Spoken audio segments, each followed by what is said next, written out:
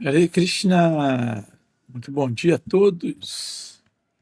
Sejam bem-vindos, sejam bem-vindas à página do Facebook da ISKCON Rio de Janeiro. Eu sou Atsundara Dasa e estou aqui hoje para uma aula, uma palestra sobre o Srimad Bhagavatam. E hoje nós iremos estudar do canto 3, Status Quo, o capítulo 28, Instruções de Kapila sobre a execução do serviço devocional. Hoje leremos o verso de número 25. Om Namo Bhagavate Vasudevaya. Om Namo Bhagavate Vasudevaya. Om Namo Bhagavate Vasudevaya. Srimad Bhagavatam, terceiro canto, capítulo 28, verso 25. Nabi Radhan Bhuvana Kosha Guhodarastam Yatrat Mayoni Dishanakila Loka Padmam Vyudam Harim Manivrishastanayora Musya Dhyayet Dvayam Vishadahara Mayuka Gauram Nabi Radhan Bhuvana Kosha Guhodarastam Yatrat Mayoni Dishanakila Loka Padmam Vyudam Harim Manivrishasthanayora Musya Dhyayet Dvayam Vishadahara Mayuka Gauram Nabi Radhan Bhuvana Kosha Guhodarastam Yatrat Mayoni Dishanakila Loka Padmam Vyudam Harim Manivrisha Stanayora Mushyad Dhyayet Dvayam Vishada Hara Mayuka Gouram. Tradução e significado dados por Jagadguru Srila Prabhupada. Nabi Radham, o lago umbilical, Bhuvana Kosha, de todos os mundos, Guha, o alicerce, Udara, sobre o abdômen, Stam, situado, Yatra, onde, Atmayoni, de Brahma, Dishana, residência, Akila Loka, contendo todos os sistemas planetários, Padman, lótus, Vyudam, brotou, Harit, Mani, como esmeraldas, Vrisha, finíssimas, Stanayor, dos mamilos, Amushya, do Senhor, Dhyayet, deve meditar em, Dvayam, o par, Vishada, branco, Hara, de colares de pérola, Mayuka, da luz, Gauram, brancos. Tradução: o yogi, então, deve meditar em seu umbigo semelhante à lua, no centro de seu abdômen. Nesse caso aqui, seu, com letra maiúscula, indica o abdômen de Garbhodakasha e Vishnu, né? O yogi, então, deve meditar em seu umbigo, semelhante à lua, no centro de seu abdômen. De seu umbigo, que é o alicerce de todo o universo, brotou o caule de lótus que contém todos os diferentes sistemas planetários. O lótus é a residência de Brahma, a primeira criatura.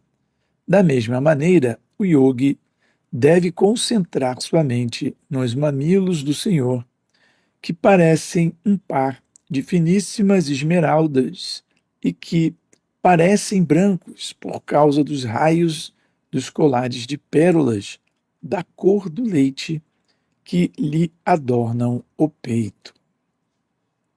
Significado: continuando, o yogi é aconselhado a meditar no umbigo do Senhor, que é o alicerce de toda a criação material. Assim como uma criança está ligada à sua mãe pelo cordão umbilical, da mesma forma, pela vontade suprema do Senhor, Brahma, a criatura viva primogênita, está ligada ao Senhor por um caule de lótus. No verso anterior, afirmou-se que a deusa da fortuna, Lakshmi, a qual se dedica a massagear as pernas, tornozelos e coxas do Senhor, é chamada de mãe de Brahma.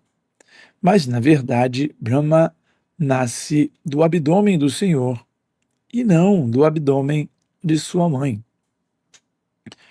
Essas são concepções inconcebíveis do Senhor, e não se deve pensar materialmente como o pai pode dar à luz um filho.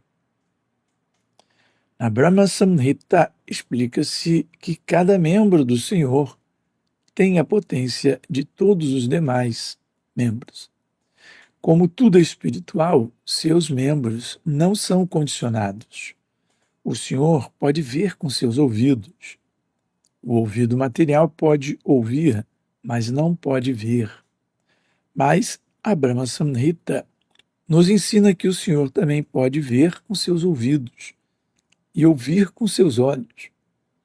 Qualquer órgão do seu corpo transcendental pode funcionar como qualquer outro órgão. Seu abdômen é o alicerce de todos os sistemas planetários. Brahma ocupa o posto de criador de todos os sistemas planetários, mas sua energia engendradora é produzida a partir do abdômen do Senhor. Qualquer função criadora no universo sempre tem um elo direto com o Senhor. O colar de pérolas que decora a parte superior do corpo do Senhor também é espiritual, de modo que o yogi é aconselhado a olhar fixamente para o brilho branco das pérolas que decoram seu peito.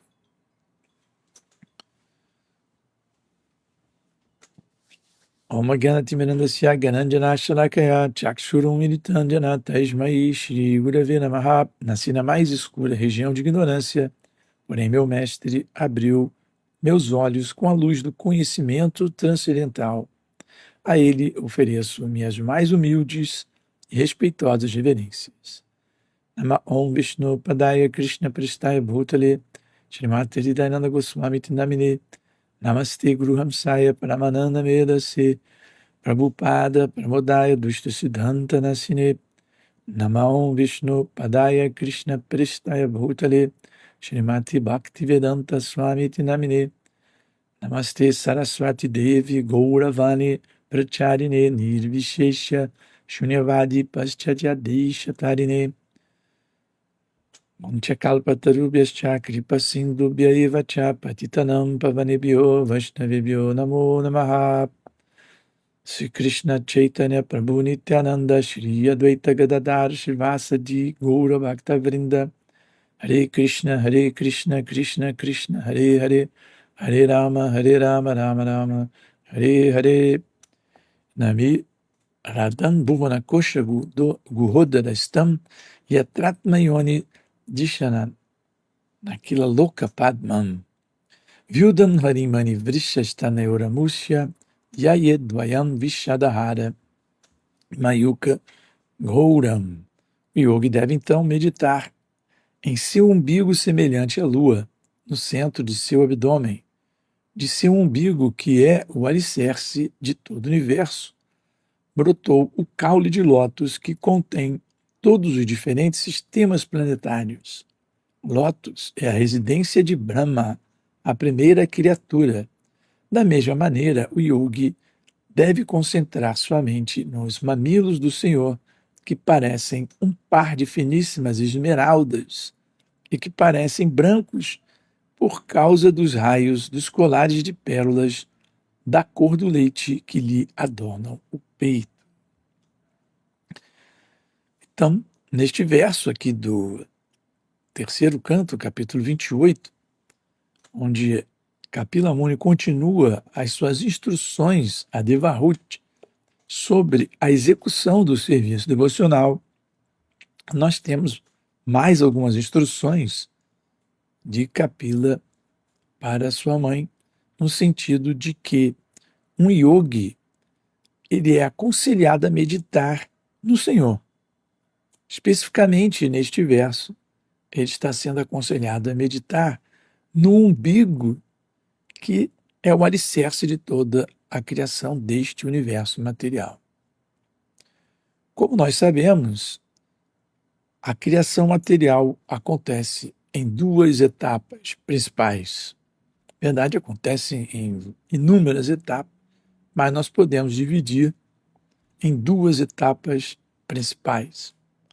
A primeira chama-se Sarga, que é quando Mahavishnu, ou Karanodakashayi Vishnu, ele deita-se no oceano de Karana, oceano causal, e através da sua expiração, inumeráveis globos universais brotam e ficam boiando no grande oceano de Karana. Então essa é a primeira fase da criação dos universos materiais. Ela chama-se de Sarga, que é exatamente quando Vishnu deita em seu sono Yoga Nidra, e da sua respiração, melhor, da sua expiração, brotam todos os inumeráveis globos, que são, cada um deles, um universo. Então, na fase seguinte, na segunda fase da criação material, chamada Visharga, que vem depois da Sarga, é a fase em que cada globo desse é penetrado pelo Senhor Garbhodakashayi Vishnu, que deita-se no oceano que existe dentro de cada universo, que, diferente do oceano de Karana, o oceano causal, onde todos os universos estão flutuando, dentro de cada universo também há um oceano que enche a metade desse grande globo cósmico, desse grande ovo cósmico, ovo universal. Então, dentro do ovo, existe um oceano, chamado Oceano de Garbhodaka, onde outra expansão de Mahavishnu, Garbhodakashayi Vishnu, ele deita-se sobre uma cama de Anantashesha, uma cama da expansão do Senhor Sankarsana, na forma de inumeráveis serpentes, formando a cama transcendental, onde o Senhor Garbhodakashayi Vishnu está deitado também. E do caule, ou melhor, do umbigo de Garbhodakashayi Vishnu, nasce, semelhante ao cordão umbilical, nasce uma flor de lótus, que primeiro brota um caule dessa flor de lótus, vai subindo até no topo desabrochar a flor de lótus em si. E aqui neste verso é explicado que no caule transcendental dessa flor de lótus brotam todos os sistemas planetários. Então, todos os 14 sistemas planetários, eles brotam a partir desse caule transcendental. Então, quando a flor começa a se abrir, nós temos a dimensão horizontal do universo. Até agora nós estamos falando da dimensão vertical, que é essa que vai, subindo a partir do caule da flor de lótus. Quando a flor de lótus começa a se expandir, para se abrir, então nós temos a dimensão horizontal do universo. O platô onde se apoia essa flor de lótus é conhecido como Bhumandala, que é o sistema onde encontra-se Bharatavarsha, na ilha central de Bhumandala, chamada Jambudvipa, e uma das regiões de Jambudvipa é essa região que nós estamos, chamada de Bharatavarsha, esse mundo, como ele é conhecido.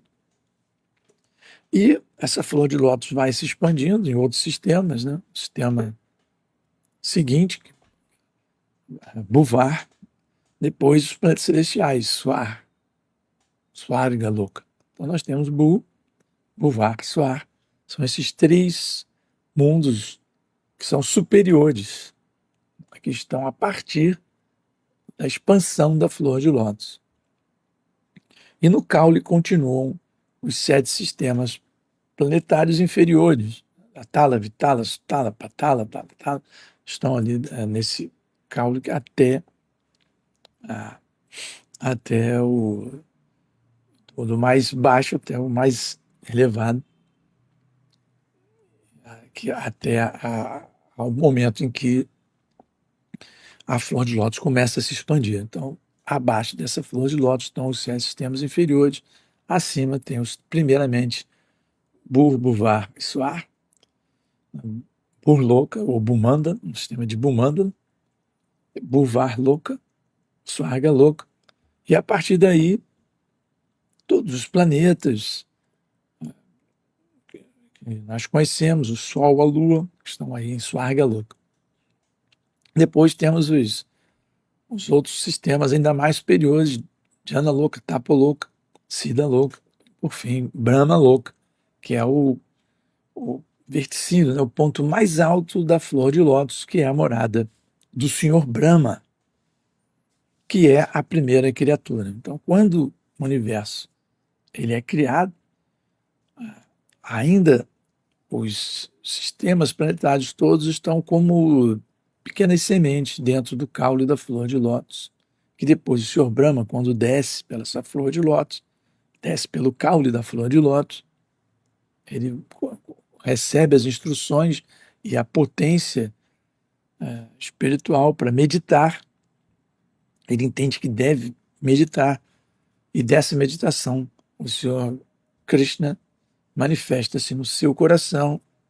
Ele dá o ímpeto criativo, o ímpeto de criar o universo material inteiro, e a partir do Senhor Brahma, que é a primeira criatura,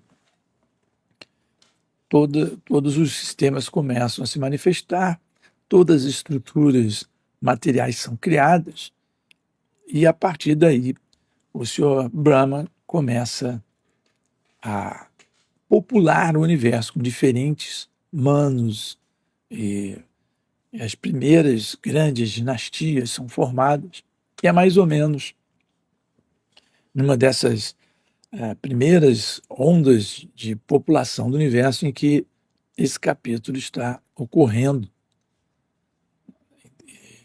Devemos lembrar que ainda que estamos falando aqui dos descendentes de Swayambhuva Manu, no caso de Devahuti. E Kardama Muni, que gerou Kapila, o ventre de Devahuti também, ele faz parte dessa onda de criação, de população do universo.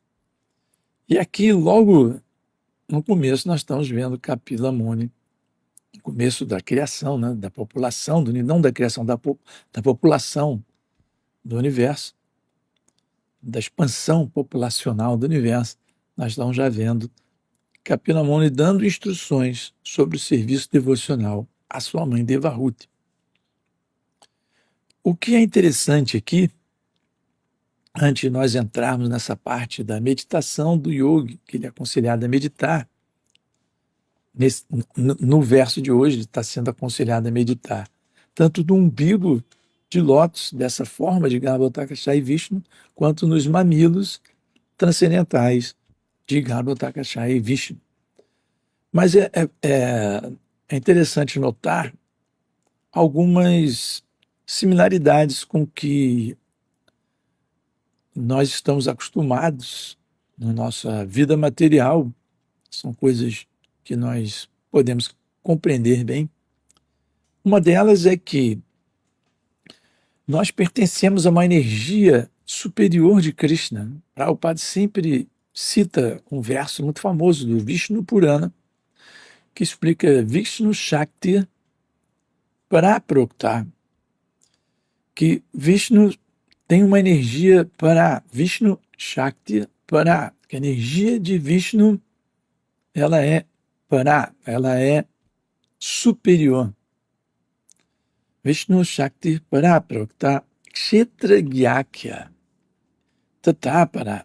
E tem uma outra energia que é Kshetra Gya, que é o conhecedor do campo de atividades, que é a entidade viva. Porque a entidade viva, ela em sua constituição original, ela é plena de atividades.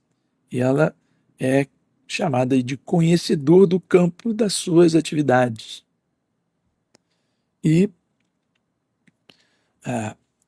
essa entidade viva, ou Kshetra Gyana, é chamado de diva.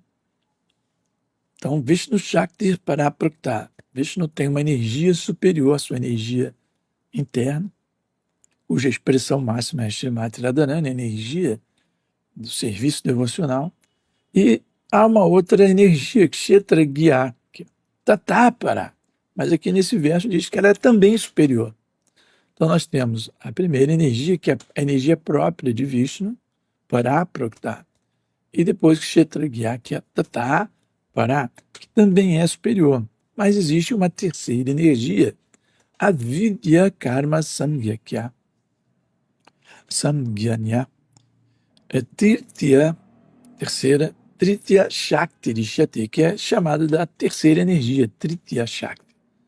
E é a Vidya Karma Samgyanya, que é uma energia de ignorância. Então, Vishnu Shakti é a energia interna de Krishna, e onde está contida as suas energias de Ladini, Samvit e Sandhini, que é a sua energia de eternidade, de conhecimento e de prazer. Isso faz parte da energia superior de Vishnu. Existe uma outra que também faz parte dessa energia, que é a diva. E é por isso que nós, como almas espirituais, nós também herdamos o sentido de buscar conhecimento, preservar nossa existência e buscar prazer, porque isso faz parte da constituição da energia superior de Krishna. Da mesma forma que Krishna também, ele vive eternamente, tem conhecimento completo, existência completa, ele existe em toda parte, ele conhece tudo que existe, o passado, presente, futuro, mas ele também, nessa energia interna, ele dá muito prazer, prazer infinito. Ladini Samvit Samvit. E nós temos também, nós fazemos parte desta energia que consegue, consegue conhecer, tanto que é Kshetriya, aquele que conhece o campo das atividades, que tem a capacidade de perceber a sua existência eterna e que também busca prazer, da mesma forma que a energia superior de Cristo. O problema da diva é que existe uma terceira energia, a Vidya Karma Sangyakya, que é a energia de ignorância, que é essa terceira energia, Vidya Shakti Ishate. E o fato da alma diva ser infinitesimal, ela, embora pertença à energia superior de Krishna, ela não é Krishna. Krishna é o energético supremo. Nós somos parte de Krishna. Mas nós pertencemos à energia de Krishna, mas nós não temos a plenitude de Krishna e de seus Vishnu Tattvas, das suas expansões plenárias. Nós somos uma expansão diminuta. E aí nós podemos ser envolvidos por essa energia material. Então, dito isso, a semelhança é que quando a alma espiritual, a diva, ela esquece ou deseja esquecer o seu relacionamento eterno com Krishna, ela é colocada numa condição de ignorância, que é comparado a um sono profundo. E aí nós podemos ver a semelhança de que, já no início da criação material, na primeira fase da criação dos universos materiais, nós acabamos de ver, a fase de Sarga, o Senhor Mahavishnu, o Senhor Kananodakashai Vishnu, que está deitado no oceano de causal, ele está dormindo.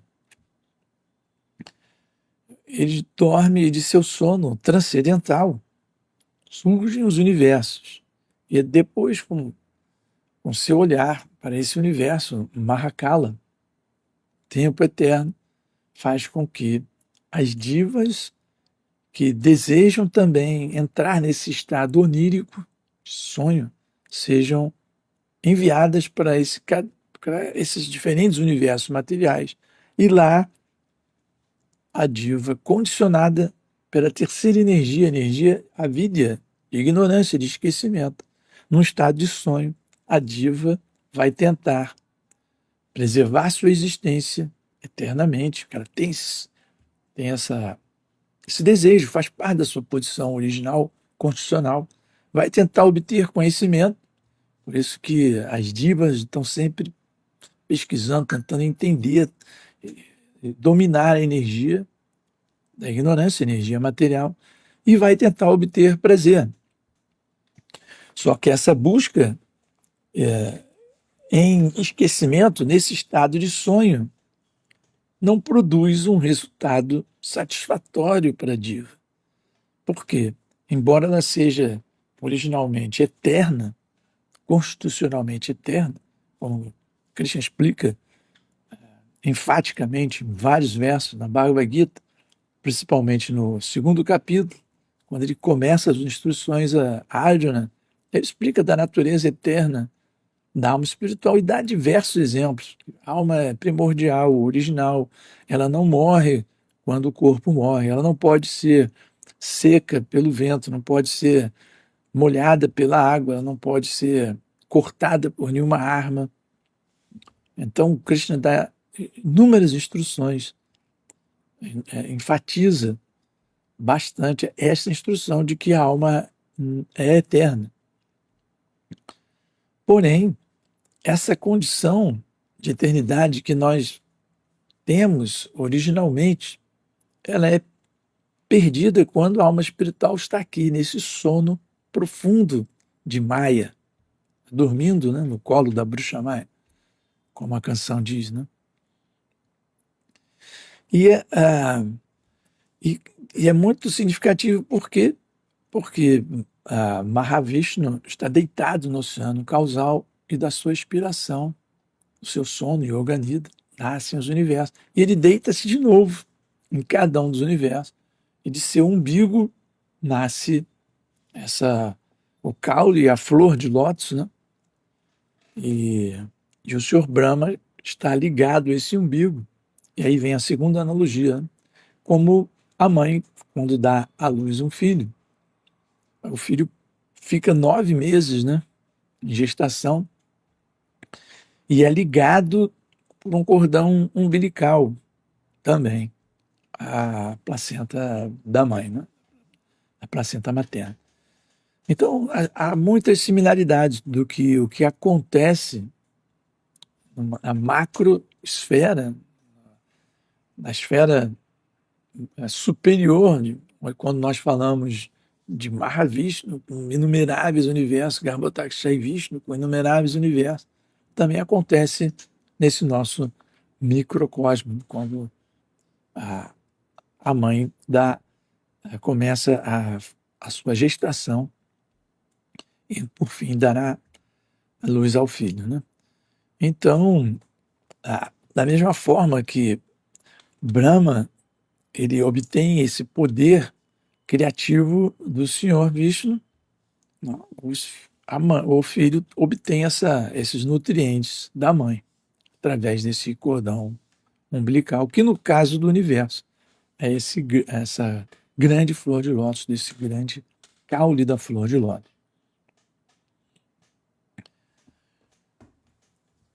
Então, Prabhupada diz aqui no no significado, ele comentando sobre o fato de que do yogi ser incentivado a meditar em Vishnu.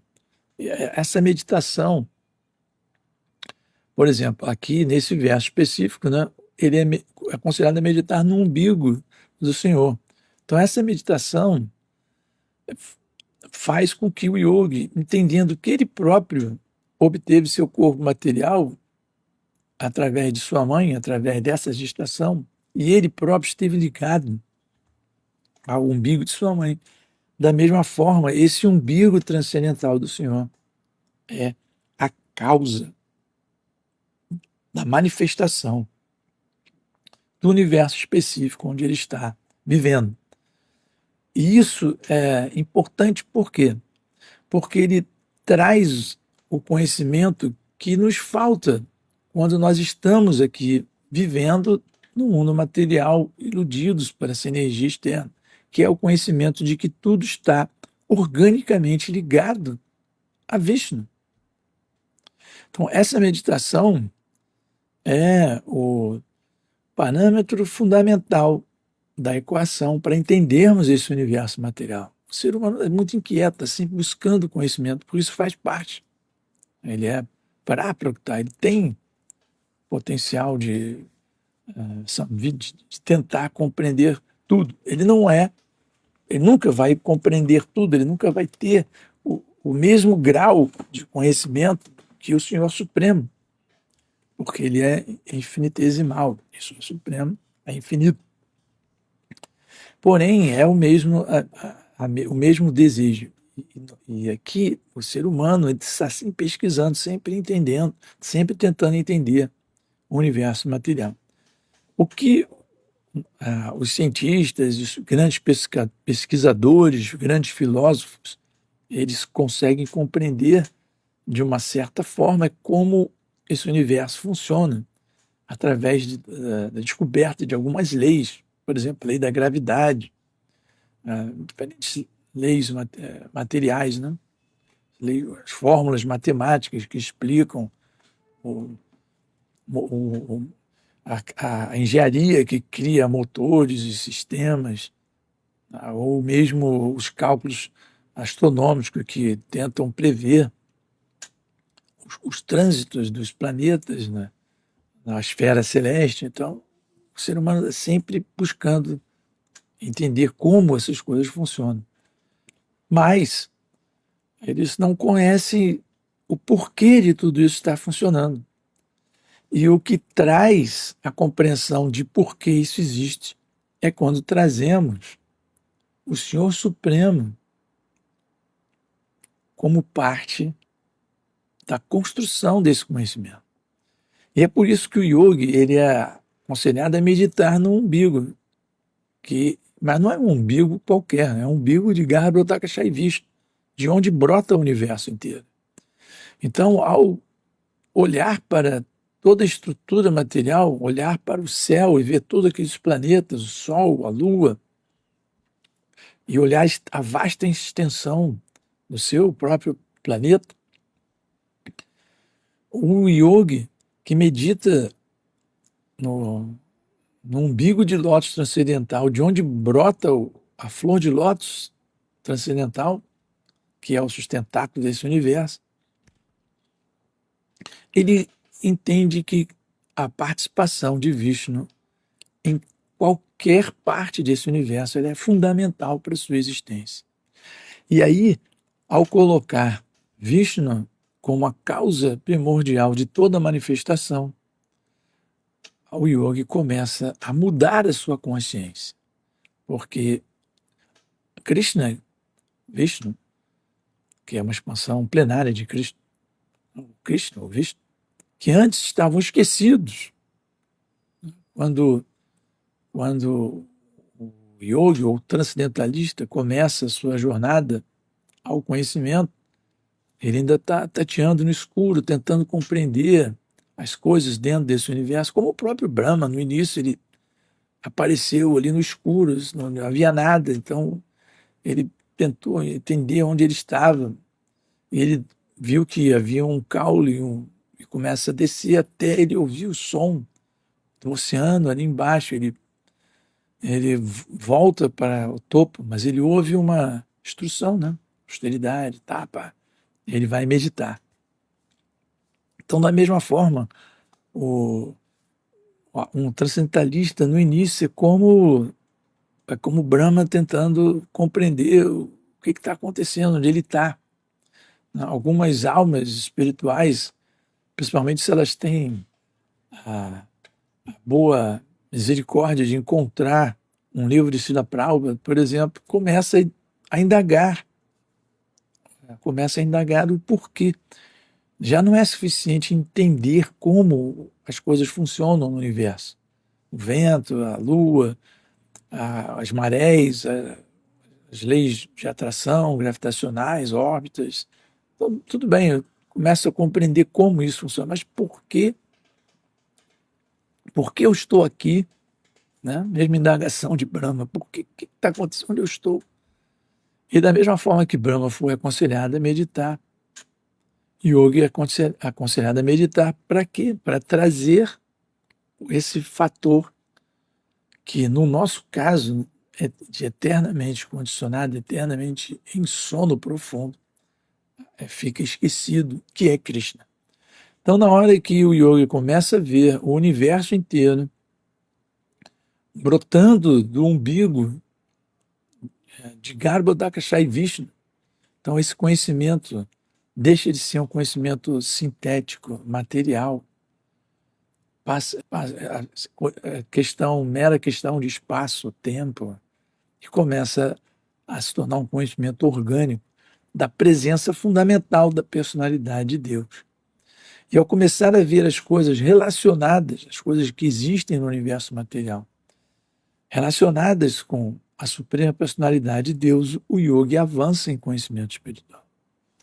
E da mesma forma, se ele olhar para a sua própria existência, do seu próprio corpo material, que também esteve ligado umbilicalmente ao ventre de sua mãe, ele começa a perceber que Krishna está por trás de toda a criação material, inclusive da criação de seu próprio corpo através de sua mãe. Da mesma forma que o Senhor Krishna cria as estruturas do universo material a partir de Brahma, nós recebemos de Krishna um corpo material a partir do corpo de nossa mãe. E dessa forma, o yogi pode, meditando no umbigo do transcendental de Krishna, ele pode começar a mudar a sua consciência. E o que significa mudar a consciência? Prabhupada falava muito, né, do consciência, mudar a consciência, tanto que a ISKCON, né, um movimento para mudar a nossa consciência, né, mudar a nossa consciência para a consciência de Krishna.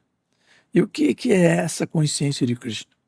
Quando nós estamos conscientes de que, além de tudo que vemos e sentimos e experimentamos aqui no mundo material, né, além da nossa experiência pessoal como Kshetragya, o conhecedor das atividades, existe uma outra participação, a participação suprema de Krishna em tudo que existe. E essa meditação, essa consciência é a chave para a alma espiritual que está eternamente dormindo no colo de Maya, ela começar a despertar. E o que significa despertar?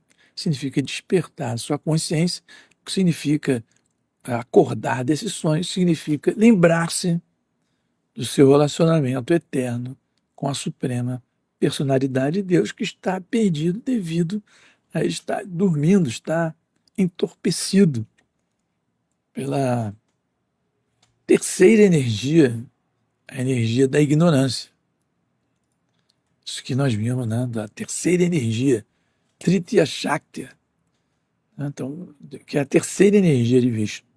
Então, Vishnu Shakti, Praprakta, temos a energia superior, Kshetra Gyakya, a alma espiritual, a diva, e a vidya, karma, que é a tritiya shakti, né? A terceira energia. E essa terceira energia é a que coloca a alma espiritual para dormir quando ela busca ser a causa de todas as causas, quando ela busca ser infinita, quando na verdade ela é infinitesimal, quando a alma busca ser como Krishna e não simplesmente servir a Krishna. Então, à medida que ela desenvolve esse desejo, como é impossível para a alma satisfazer esse desejo, Krishna cria toda essa estrutura do universo material e coloca essas almas dormindo, né, a partir da sua manifestação, né? Interessante, né? O Vishnu também está deitado, dormindo, tanto no primeiro nível, né? De Maha, Mahavishnu, no segundo, Garbhodakashayi Vishnu, e mesmo no terceiro. Ele também tem a sua morada aqui no Oceano de Leite, né? Shvetadvipa, que é uma ilha que fica em um desses oceanos de Bhumandara, do nosso plano horizontal aqui do universo, onde nós também fazemos parte, mas a ilha central. E a partir de várias outras ilhas e oceanos, existe uma outra ilha Shvetadvipa, onde está o senhor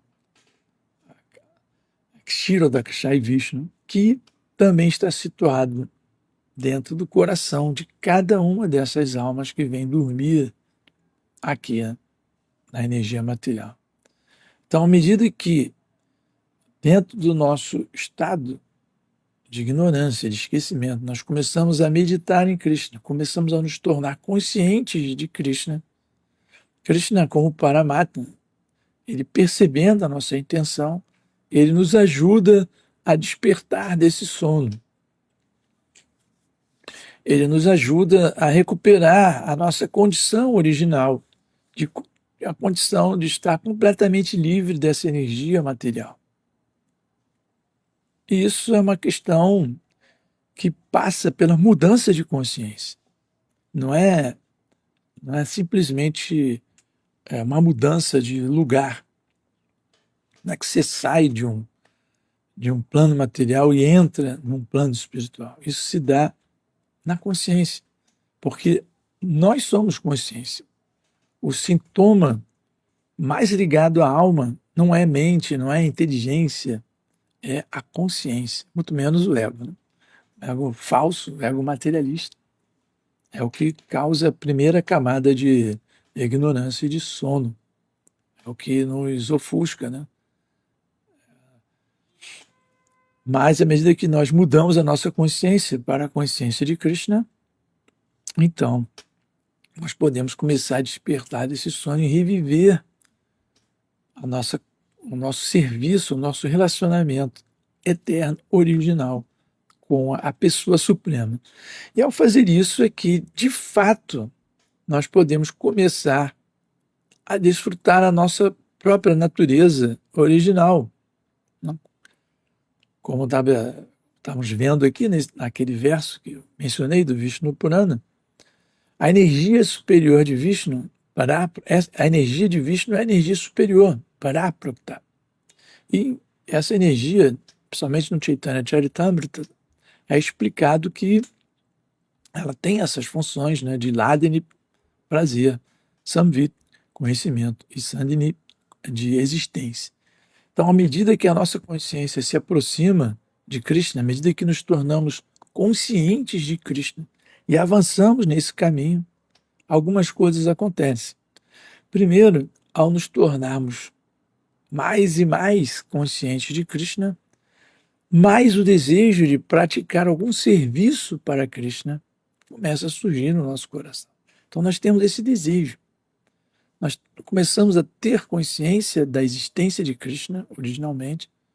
Aí isso é o ímpeto inicial que nos faz procurar os devotos, né, que são os sadhus, ouvir as instruções desses sadhus, a ler as escrituras sagradas, que misericordiosamente foi trazida para nós por Srila Prabhupada. Começamos a ler, podemos, assim, uma pessoa que está no início, ela pode ler outros livros de conhecimento espirituais, outros livros de outras filosofias, de outras religiões. Isso faz parte da pessoa que está buscando aquilo que está faltando, algo mais. Ela começa a despertar a sua consciência. E o senhor Kshirodakshayi Vishnu, né, Paramatma, vai, para cada um, ele vai alimentando, incentivando, colocando em determinado caminho, coloca aqui, coloca ali. À medida que a pessoa quer mais, avançar mais, melhorar cada vez mais a sua consciência, aprimorar sua consciência, Paramatma vai lhe dando mais e mais pistas de que ele está dormindo e que necessita acordar. Mas ele não acorda de uma vez, né? Isso é muito raro. Ele vai acordando aos poucos, né? Com vários elementos.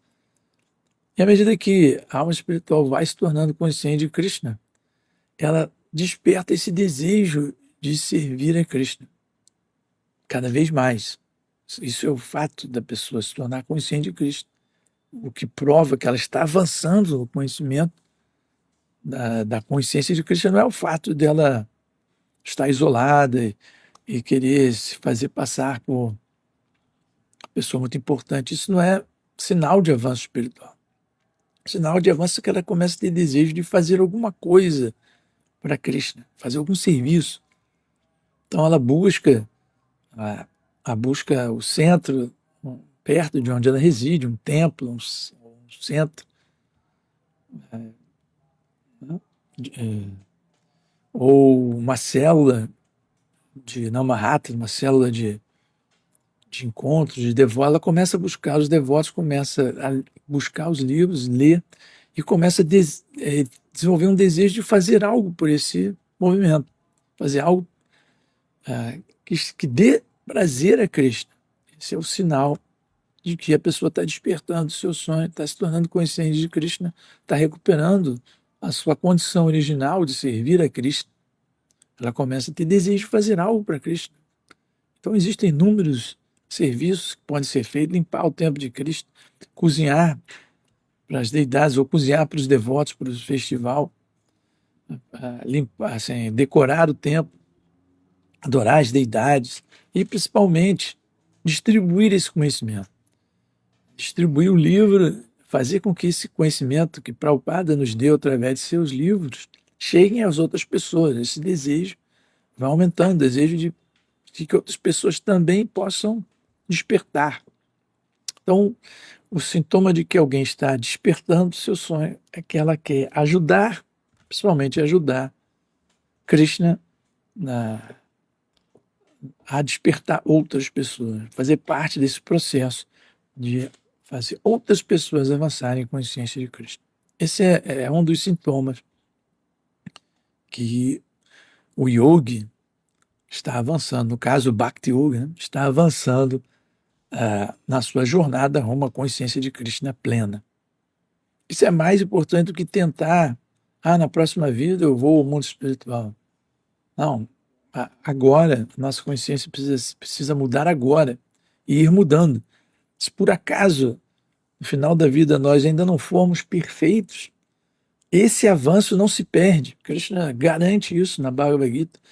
Qualquer avanço em consciência de Krishna que nós consigamos avançar, conquistar, ele não vai se perder, mesmo que, por acaso, precisamos voltar ainda algumas outras vezes nesse mundo material, ter outras vidas. Tudo que nós conseguirmos fazer vai somando ao que nós conseguiremos fazer até despertar completamente a nossa consciência. E aí, tanto faz se nós estamos no mundo material, estamos no mundo espiritual.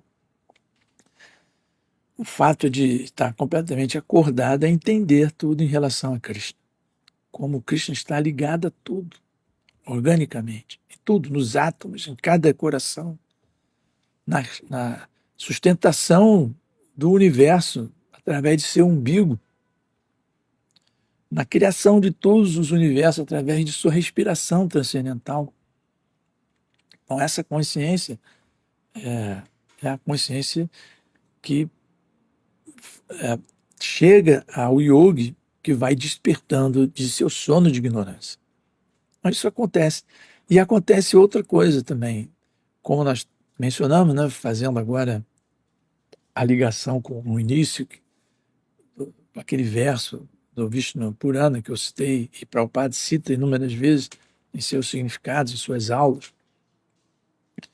O fato de nós estarmos despertando faz com que nós possamos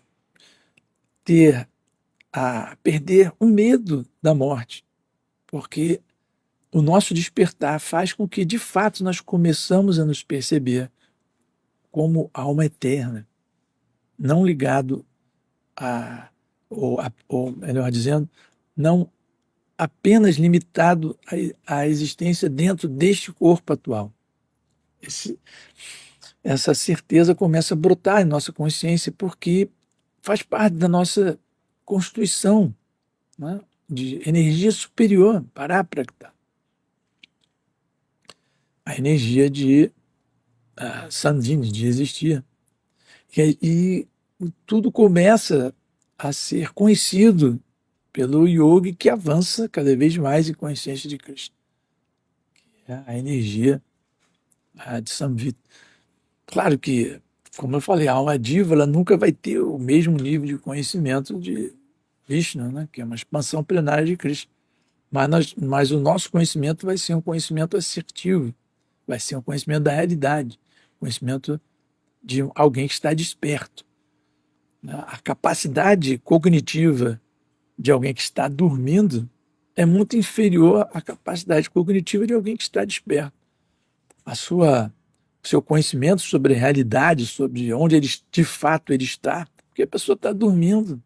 Ela pode estar dormindo ali no banco da praça e achar que está num palácio. Isso não corresponde à realidade. Mas quando ela desperta, ela vê, pô, estou aqui no banco da praça, então esse estado cognitivo é superior ao estado em que ela tinha quando estava dormindo. Então, quando nós começamos a despertar desse sono, por estar servindo a Krishna, então diretamente nosso sentimento de existência eterna, ele aumenta, o nosso conhecimento, a nossa consciência de onde estamos, o que estamos fazendo aqui, começa a aumentar também. Ele está despertando, ele começa a ver que eu não estou num palácio, estou aqui no banco da praça mesmo. Então, eu posso levantar, ai, minhas costas estão doendo, começar a ver o que eu preciso fazer aqui, né? E, mais importante talvez, é que a, a sua busca por prazer vai mudar de foco. Enquanto a pessoa está dormindo e assim, completamente entorpecida pelo condicionamento do corpo material, ela vai buscar prazer com o que está ligado ao corpo material, os seus sentidos materiais. Então, ela quer provar algo saboroso, tocar em algo agradável, ver formas bonitas, agradáveis, ouvir sons agradáveis, sentir, tocar. Todo o prazer que envolve o corpo material e a troca de prazer com outros corpos materiais, outras, com outras formas materiais que existem dentro deste universo. Mas à medida que ela vai despertando, que o yogi Bhakti Yogi, no caso, né, vai despertando, porque está meditando nas formas transcendentais de Krishna, começa a ver todas as energias, inclusive esta energia material, como organicamente associada a Krishna, isso no seu despertar. E o aumento do seu desejo de servir vai fazer com que seu prazer aumente, o seu prazer verdadeiro. Ele vai começar a buscar o prazer naquele despertar, naquele desejo de servir cada vez mais o Senhor Supremo, que é a causa de todas as causas, inclusive da sua própria existência. Então, quando isso vai acontecendo de uma forma de uma forma, uma como consequência da outra.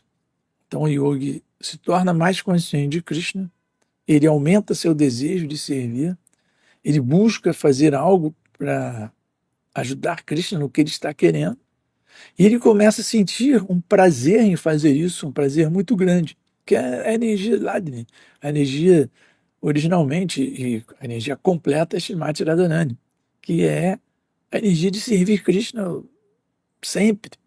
Ela é a campeã disso, né? Ninguém consegue prestar um serviço a Krishna melhor que Srimati Radharani, mas nós temos um grau, ainda que infinitesimal, dessa mesma energia, porque somos dessa mesma energia. Então, o nosso prazer de servir Krishna, ele começa a despertar. Em medida que o yogi, Bhakti Yogi, começa a ter prazer em servir Krishna, ele quer servir mais. E ao fato de ele estar querendo servir mais, faz com que sua consciência avance ainda mais rumo ao despertar completo da sua relação com Krishna. E ao fazer isso, ele sente mais prazer e ele quer ser mais consciente. Aí ele tem mais prazer. Isso vai crescendo, né? Assim, exponencialmente. Né? Como se diz, um círculo virtuoso, né? Vai uma espiral virtuosa, né? Vai cada vez aumentando mais e ele vai despertando. E assim ele pode retomar, né, a sua relação eterna com Krishna, e isso é que é, de fato, voltar ao Supremo, como Prabhupada sempre falava, né, nos seus livros, inclusive deu o título na sua revista, né, de Volta ao Supremo. Então é isso que é voltar ao Supremo, que é despertar essa consciência de Krishna. E para isso, nós temos que seguir o processo de serviço devocional, nós precisamos cantar, né? Cantar Hare Krishna sempre nas nossas contas, individualmente.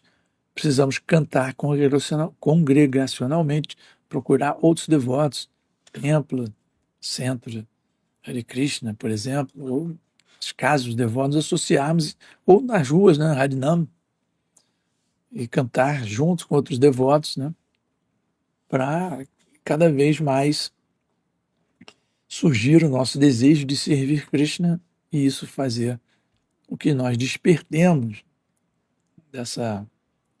desse nosso estado aqui de ignorância. E à medida que a gente vai avançando nesse processo e despertando tanto o nosso sentimento de conhecimento quanto de existência e de prazer verdadeiros, eles vão aumentando. Eles vão aumentando e é claro que isso traz, em última análise, traz a felicidade perdida, né? A nossa felicidade suprema que nós podemos obter nessa consciência de Cristo. E para isso nós temos que seguir o que está colocado nas Escrituras, como aqui nós estamos lendo e decifrando e meditando, nos concentrando aqui nesse verso específico do Srimad Bhagavatam. Temos que ouvir os sadhus, né, os devotos que já estão aí há mais tempo nessa jornada, e temos que ouvir principalmente o mestre espiritual e o mestre espiritual universal, Srila Prabhupada, Jagadguru, o mestre espiritual de todos os mestres de todo o universo. Tá bom? Então, nós vamos terminando por aqui a aula de hoje. Espero que vocês tenham apreciado. Todos os devotos aceitem aqui meus agradecimentos e minhas reverências. Tá? Nós lemos do terceiro canto, Status Quo, o capítulo 28, Instruções de Kapila, sobre a execução do serviço devocional. E hoje foi lido o verso 25. Nabi Radan Bhuvana Kosha Guhodara Stam Yatratna Joni Dishanakila Loka Padmam Vyudam Harim Mani Vrishashtana Yora Musya Yayed Dvayam Vishadhara Mayuka Gauram. O yogi, então, deve meditar em seu umbigo, semelhante à lua, no centro de seu abdômen. Do seu umbigo, que é o alicerce de todo o universo, brotou o caule de lótus que contém todos os diferentes sistemas planetários. O lótus é a residência de Brahma, a primeira criatura. Da mesma maneira, o yogi deve concentrar sua mente nos mamilos do Senhor, que parecem um par de finíssimas esmeraldas e que parecem brancos por causa dos raios dos colares de pérolas da cor do leite que lhe adornam o peito. Então, muito bem, vou dar aqui uma olhadinha antes de encerrar, né? Vamos dar uma olhada aqui no chat aqui da página do Rio de Janeiro. Vamos expandir aqui o chat, né, para poder olhar. Ih, rapaz, não expandir foi o vídeo. Vamos começar do início, né? Haridarshana, Srila Prabhupada Ki Jai, reverências a Tsundara Prabhu. As minhas reverências, meu caro irmão Haridarshana.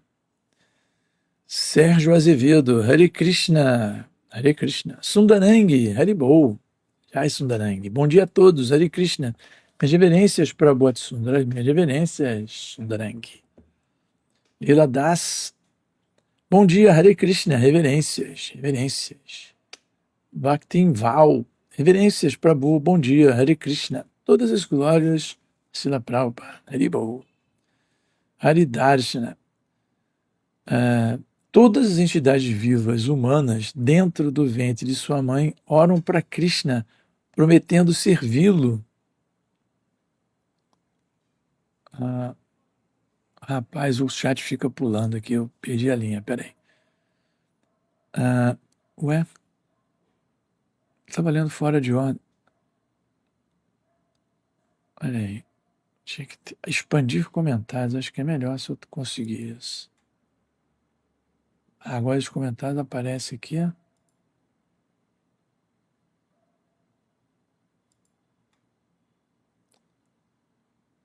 Eu acho que eu tenho alguma dificuldade aqui para ler esses.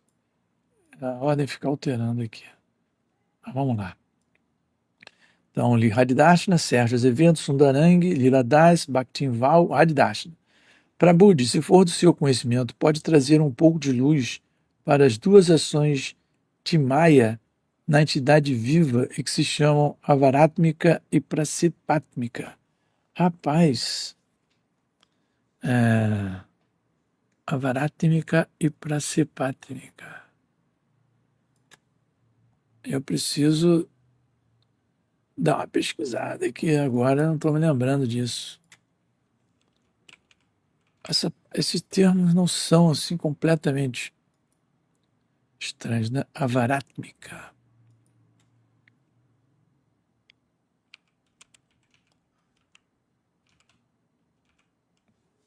Avaratmika e Praxipatmika.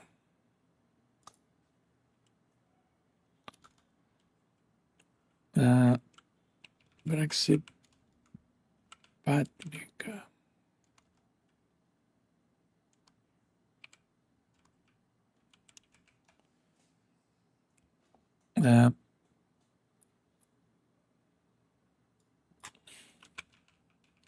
É assim mesmo? Avaratmika.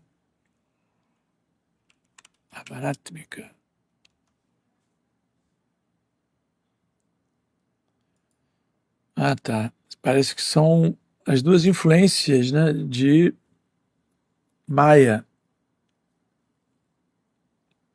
Ah, tá. Me parece que a Prasipatmika Shakti de Maia, ela tem essas duas Shaktis, né? Prasipatmika e Avaratmika. Uma faz com que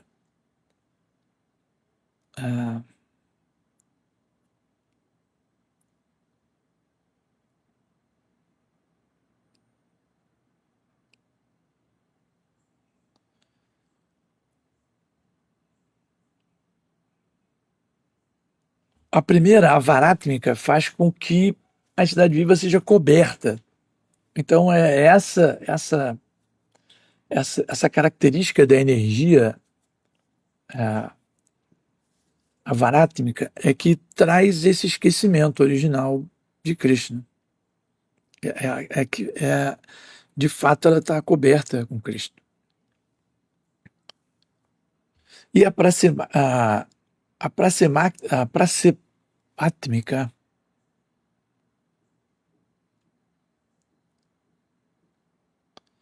é que faz com que que testa se realmente nós queremos despertar desse sonho. Então, cada vez que, primeiro Maia nos cobre, cada vez que nós tentamos despertar do sonho, Maia sempre vai colocar alguma coisa para nos deixar satisfeitos com o que nós temos aqui. Para que eu quero despertar? Tá bom sonhando aqui. Então, essas são duas classificações da ação de Maia, né? Uma é que ela realmente nos cobre, nos coloca em ignorância, e a outra é que cada vez que a gente tenta despertar, né, ela faz com que não, desperte não, continue aqui. Como naquele caso famoso de Indra, né? Acho que é nesse contexto que Prabhupada explica isso, em que ele foi amaldiçoado, ele desceu da sua posição como rei dos planetas celestiais, e aí ele nasce como um porco, e aí começa a ter uma confusão nos planetas celestiais, né? E Brahma vem, Indra volta para lá, vai administrar os planetas celestiais, e ele, não, mas eu estou tão bem aqui, olha a minha família aqui, minha porquinha, meus porquinhos. Mas aí Brahma, mas você está no meio do atoleiro, no meio da lama, comendo excremento. Ele falou, não, mas daqui está tudo muito bom. Então essa é a ação pracipátmica que faz com que a alma espiritual ache que está bom onde ela está. Então, a primeira ação, a varanátmica, é fazer com que a alma fique coberta em ignorância, esqueça de tudo. E depois ela se adapta a essa condição, né? E cada vez que ela tenta despertar, e Krishna, com o Paramatma, vai lá, vamos despertar, vamos acordar. Fala, não, quero dormir. É como quando você vai acordar alguém de manhã que está em sono profundo, vamos para o Mangalarti Prabhu. Aí não, aí se cobre mais, não, aqui tá bom, aqui tá quentinho na minha cama. Então são essas duas ações de Maya, tá? Continuando, Haridarshan tem outra pergunta. Todas as entidades vivas humanas dentro do ventre de sua mãe oram para Krishna, prometendo servi-lo, ou são algumas almas sob certos pré-requisitos? Então essa pergunta ela veio depois da outra. No início o chat aqui estava pulando. Comecei a ler essa, né? Depois ele pulou e eu perdi. Então, engraçado, quando uma das primeiras, dos meus primeiros contatos com o movimento, há muitos e muitos anos, né? Ainda na década de 70, não é que eu entrei no movimento na década de 70, mas eu tive contato com devotos e tal. Eu estava em um ônibus voltando da escola, um devoto entrou e distribuiu a revista Back to God, né? E eu sempre gostei muito, sempre que eu vi os devotos eu gostava muito, tinha essa misericórdia de Krishna, né, de gostar, né? Alguns meus amigos detestavam os devotos, mas eu adorava. Mas enfim, eu tinha uns trocadinhos lá, o devoto, graças a Krishna, aceitou, né, o que eu tinha ali, o troco da passagem, era bem pouquinho mesmo, não lembro, né? E o dinheiro valia, era outra moeda, totalmente diferente. Mas eu comprei essa revista e levei para casa, né? Eu desci do ônibus e a primeira coisa que eu fiz, comecei a ler. E tinha uma matéria na revista, né, Back to God, né, que era exatamente isso, o sofrimento que a criança tinha no ventre e ela orava a Krishna para parar com aquilo que ela era o último nascimento que ela prometia que ia se render a Krishna, que pedia que Krishna lhe ajudasse muito. Agora, eu não sei se, assim, no artigo dava a indicação de que, primeiro, a gente tem, né, normalmente a gente tem aquela, a criança está no ventre, ela está super bem, e quando nasce é que começam os sofrimentos, né? E a morte é terrível. E a revista, ela virou isso de cabeça para baixo, né? Na verdade, a aula de Prabhupada, né?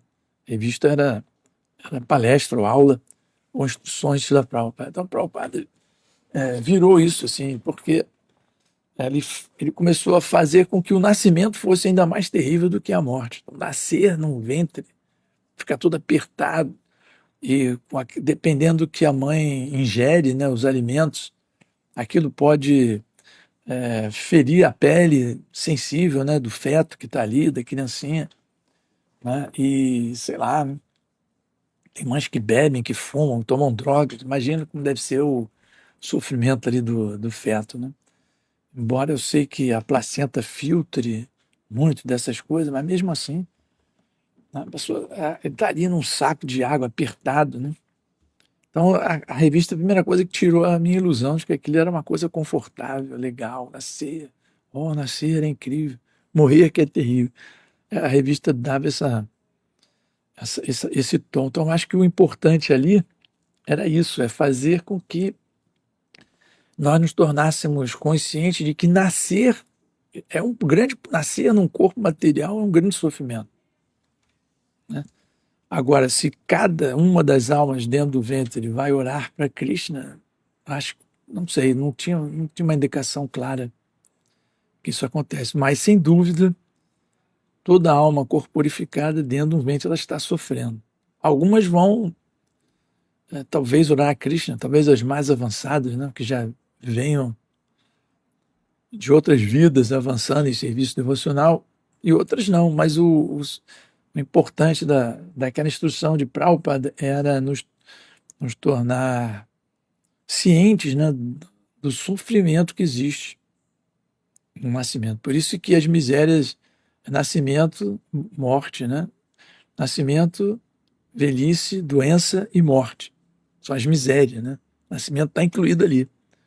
Nascimento, as almas condicionadas estão condicionadas a nascer, ficar doente, envelhecer e morrer. São né, 4 misérias, entre outras, né? Nascimento faz parte dela. Então, acho que é nesse sentido que Prabhupada cita essa oração, né, da alma da criança, da alma, né, espiritual condicionada ali. Mas não tem uma indicação que cada um de nós fez exatamente isso, né? Mas que cada um de nós sofreu no ventre e vamos sofrer no próximo nascimento. É um fato, né? Sundarang, excelente aula, muito grata. Obrigado, Sundarang, você é muito gentil. Eu que agradeço. Marissa Alves de Andrada, Hare Krishna, Haridarsha. Me parece que o Siddhanta de sua fala é que, na medida que nossa consciência de Krishna se aprofunda, experimentamos na mesma proporção eternidade, consciência e bem-aventurança. Certo, irmão? Exatamente. O verdadeiro sentimento de eternidade e bem-aventurança vai acontecendo à medida que nossa consciência de Krishna se aprofunda, exatamente isso. Enquanto ela não se aprofunda, nós buscamos isso aqui no mundo material. Por isso que nós estamos sempre tentando nos cercar, nos proteger, morar, afastar as outras pessoas, né? Colecionar armas para proteger a nossa existência. E também tentar cada vez mais prazer, né? Tem até uma filosofia, né, que é: você vai morrer mesmo, sinta o máximo de prazer que conseguir hoje. Esqueci o nome disso. É um nome em latim, né? Uma expressão em latim. Vai tudo acabar mesmo e vai para farra agora, desfrutar agora. Então você vai, à medida que você vai avançando na consciência de Cristo, o seu prazer muda. Você não quer mais a farra material, você quer servir Cristo, né, cada vez melhor, né?